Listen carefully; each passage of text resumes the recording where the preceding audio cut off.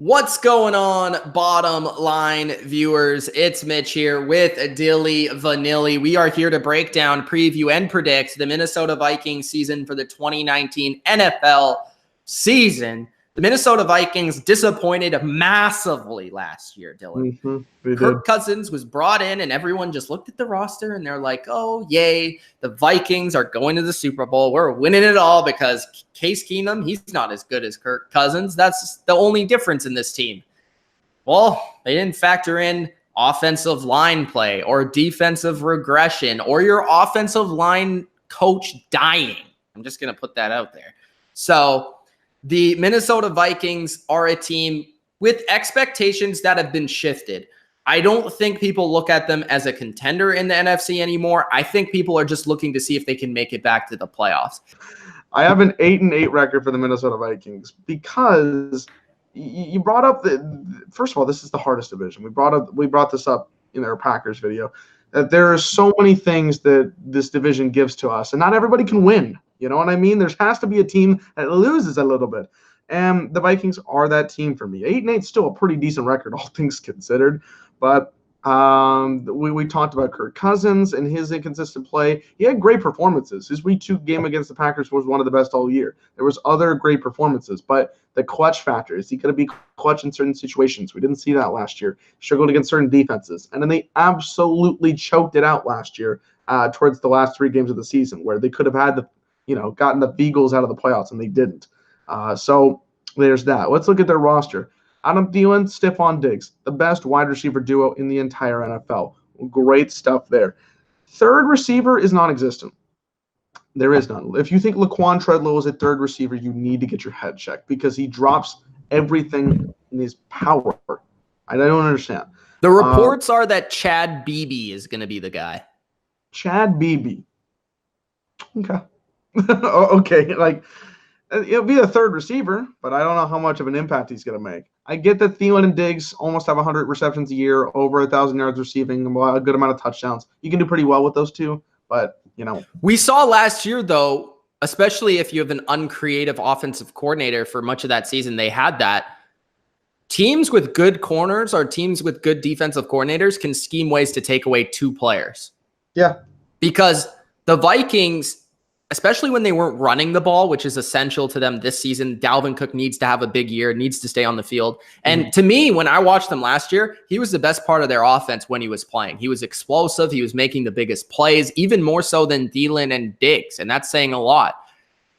He almost needs to act as that third receiver. Of course, they have Kyle Rudolph. They have Irv Smith Jr., who they added from the draft, so maybe he can add something.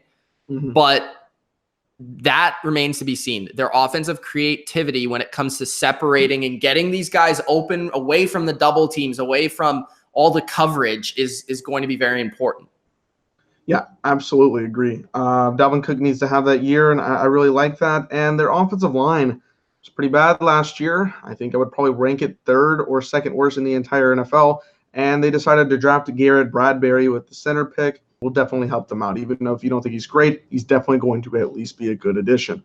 Defensively, I think they have one of the better defensive lines in the entire NFL. I'm going to be honest with you. If there's one standout thing I got to say, it's this. Danielle Hunter, Linval Joseph, Everson Griffin. That's great. Those are 3 great pieces right there. And Linval Joseph, I think, was one of the more underrated players last year. Linebackers, I think, took a step back last year, especially Anthony Barr. He took a pretty decent step back. And the fact that he was going to go to the Jets and then didn't go to the Jets and now he's still with the Vikings, that creates a little bit of confusion. That's all. Honestly, that was huge that they retained him. I know that he had a down season last year, but they just asked him to do way too much. Like him trying to cover Cooper Kupp. Yeah, that's not going to happen. I'm sorry. This is a ridiculous game plan. I don't understand. Eric Kendricks, he's good. I like him. We look at their secondary here. And it's interesting. Xavier Rhodes, he took another step back, but I still like him. You got Harrison Smith, who I think is one of the better free safeties in the game. Anthony Harris, he's good. Mackenzie Alexander, I think he does well. It's just these are kind of good pieces, but not great pieces, except for Harrison Smith, in my opinion. This is a team that has the players. Like you said, this is the same thing we did last season, where we looked at the talent and was like, okay, this is a big name. Ooh, this is another great name. Ooh, another one. And you're like, this team should win. this team should have success. You gave Kirk 3 years and how many ever $1 million to get this job done, and he didn't get it done. And considering this division, I just don't think he'll get it done again. So it hurts me to say it inside, but I've got him at an 8-8 record. I can't see them more than that. I mean, maybe 9-7, not much more than that. Yeah, I have the Vikings at 8-8 as well. Again, agreeing with Dylan because he's copying my sheet. I said it first. What do you mean? But the Vikings, you hit it on the head. They're a very talented roster. There is just something wrong with it. Something you can't quite pinpoint it.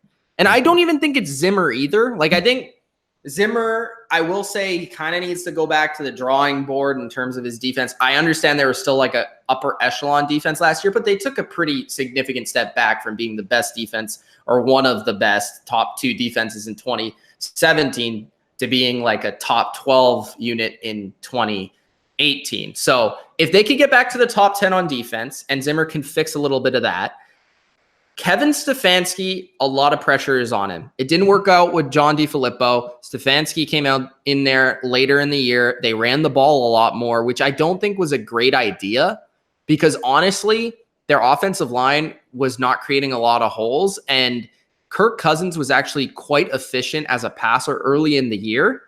And it took away an explosive element from their offense. I understand you need to be balanced, but at the same time, you need to play to your strengths. And the strength of the Vikings offense is to pass the ball. And I know you want to take away pressure from your offensive line, but it's the play calling and the situation and putting your quarterback in good situations, like on 3rd down and trying to get a 1st down and 2 downs. And it's just the way that the Vikings were trying to play offense later in the half of the year was just not ideal, in my opinion. Now, you brought up Garrett Bradbury is going to be a big addition to this offensive line. Hopefully, Brian O'Neill can take another step forward. They brought in Josh Klein. I don't know how much of an improvement that's going to be. Alexander Madison as a backup to Dalvin Cook's kind of an X factor because if Cook does get injured, which has happened quite often so far in his career, Madison could be that X factor there as the backup. And he's taking over for Latavius Murray, which is not an easy role to fill. The defensive line is very good. I want to see if Everson Griffin can kind of bounce back because he did have a down year from his great 2017 season. And Xavier Rhodes, he needs to be Rhodes closed or else this team is not going to make the playoffs because last year he was awful. He needs to get back to closing those roads, in my opinion. Then the X factor or the big breakout defensively for me is going to be corner Mike Hughes. I think he'll be a guy that takes a step up. I could see him replacing Trey Waynes as their number 2 corner this season. And I could even see the Vikings making a midseason trade on defense with one of these players. If they're not getting the results they think they deserve or think they should have, then I could see a trade there. This is a talented team. This is a very difficult division. Mm-hmm. The Vikings, 8-8. The schedule speaks for itself. You have to play Atlanta week 1.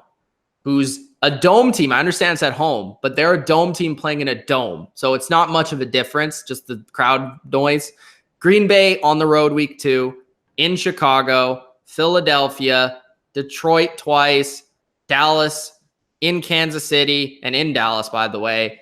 You play in Seattle, you play in LA, the Chargers. This is difficult. It's not easy. So saying they're going to win 8 games is quite good considering this team was 9-7 last year with a weaker schedule. They probably improved. And I will say this, I think one guy that's going to get overlooked for the Vikings is Gary Kubiak. He's not the offensive coordinator, but he's one of the offensive assistants. I think that doesn't help improve. And that's why I'm high on Dalvin Cook. I think that'll help Dalvin Cook have a big season. Vikings, I could see them making the playoffs. They have the talent to do so. I just can't predict it because of their schedule, because of their division, and because last year was a down year for them. Gronk spike the like button. Subscribe to the Bottom Line View if you haven't already. It's Mitch and Dylan. 8-8 for the Vikings. Is that the right record? Comment below. Do you think we're hating on them? Do you think we're right on? Or do you think we should be a little bit lower even than 8-8? Let us know in the comments section. It's Mitch and Dylan. Peace out. Peace.